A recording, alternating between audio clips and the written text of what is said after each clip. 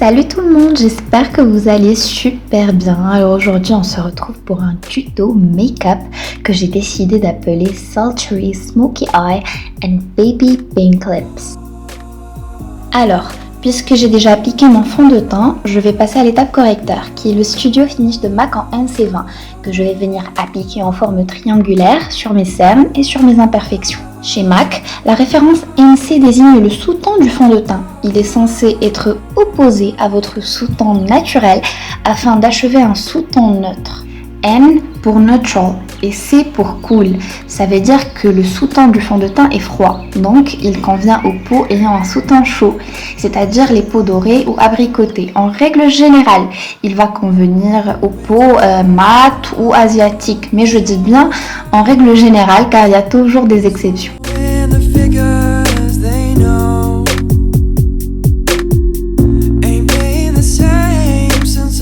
Une fois que j'ai fini, je viens fixer le tout avec ma poudre libre transparente de chez Mud.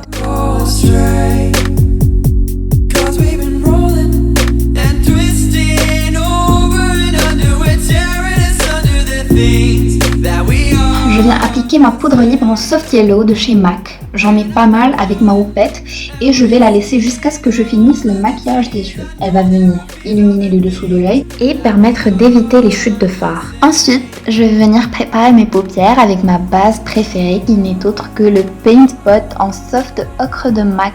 Je l'applique sur toute la surface de la paupière avec un pinceau, puis je stampe au doigt.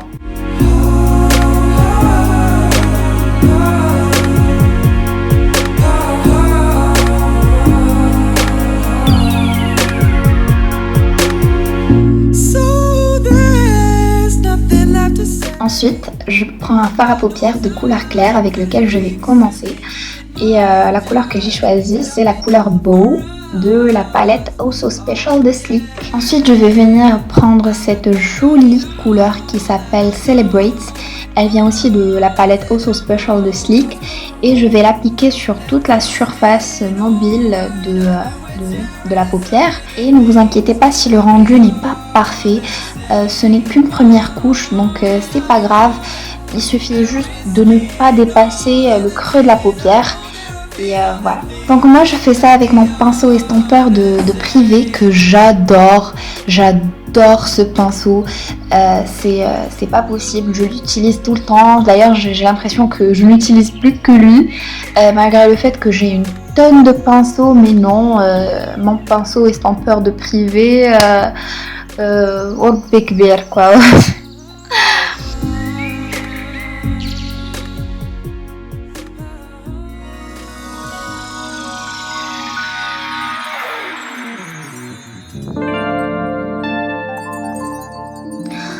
Ensuite, je prends ce fard à paupières mat noir de toujours la même palette et je vais venir l'appliquer par-dessus le fard à paupières Celebrate, en essayant de limiter les chutes au maximum.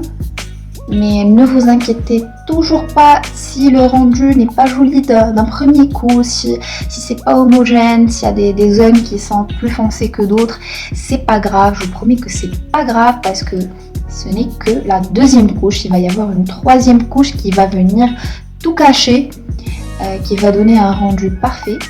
Et ne vous inquiétez pas si vous commencez à ressembler à un panda. C'est tout à fait normal, je vous promets. Mais ne perdez pas espoir, ne vous inquiétez pas, ce sera joli à la fin. Ce sera joli uniquement à la fin, je vous promets.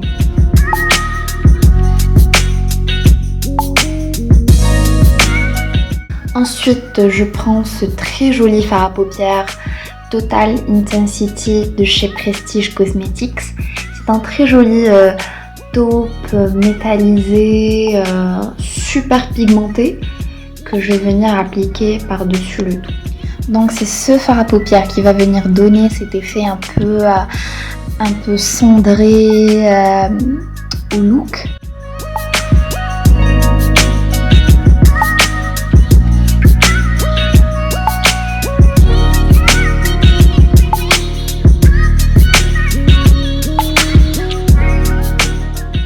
Ensuite, je prends ce crayon noir Back to Black, toujours de chez Prestige Cosmetics, et je viens l'appliquer juste en dessous du ras des cils inférieurs. Puis je reprends mon fard à paupières mat noir et je l'applique par-dessus le crayon. Puis je l'estompe.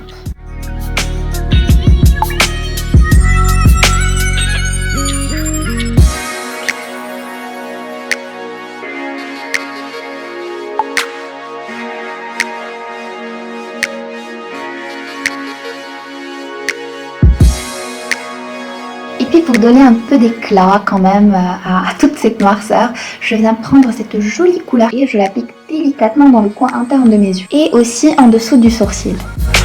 Puis je reprends mon crayon noir et je l'applique à l'intérieur de l'œil.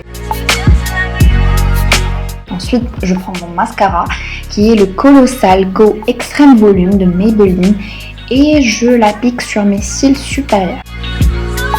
Ensuite, je prends mon deuxième mascara, c'est le Lethal Lens de Sleek et je l'applique sur mes cils inférieurs. Je reprends encore mon crayon noir et je viens l'appliquer sur cette zone de l'œil dont je ne connais pas le nom.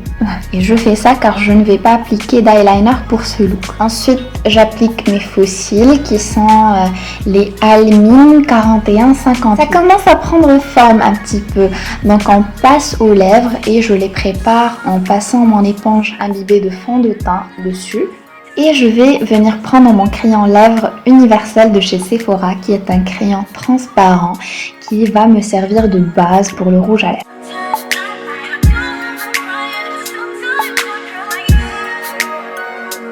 Le rouge à lèvres que j'ai choisi est le Velvet Matte numéro 7 de Golden Rose. C'est un très joli rose pâle, rose bébé. Je commence par passer une première couche au pinceau pour avoir des bords plus nets. Puis je l'applique directement sur mes lèvres. Vous pouvez le garder ainsi, mais moi je voulais le matifier encore plus. Donc je prends ma poudre libre transparente de chez Mud et je viens en appliquer un petit peu par-dessus le rouge à lèvres. Maintenant, je prends ma poudre bronzante de chez Makeup Revolution que je vais venir appliquer au pinceau éventail dans le creux de mes joues, les bords de mon front et aussi le contour de ma mâchoire. Puis je viens passer un petit coup de blush et j'ai choisi le Romantic Rose de Sephora. Puis je passe à l'étape finale du highlighter que je vais venir appliquer au pinceau éventail sur le sommet de mes joues et sur l'arête du nez et la pointe.